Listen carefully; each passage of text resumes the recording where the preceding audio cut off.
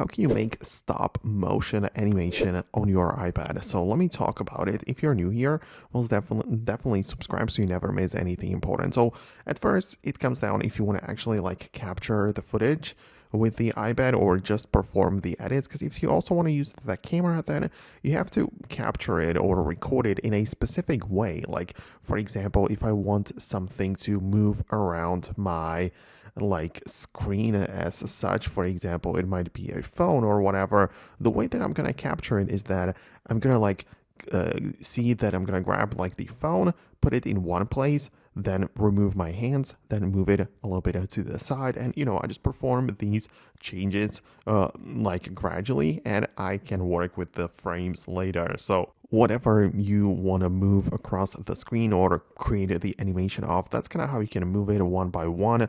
And then you obviously like remove your hands so they are not in the shot. You can also just like capture individual photos, but I believe that it's better through the videos because you can like lock the focus and all of the thing in one place and end up with a great shot. But then once you have that video, what you can do is to open up the Photos application and see if it's right there, and then I would perform the edits through a video editor. Personally, I want to go with the CapCut, but it would also work with things like LumaFusion or a Final Cut. For the iPad, Premiere Pro would get the job done, right? So there are more ways, but the whole point is that you import the clip into the timeline and cut out the part in between where the things are moving, right?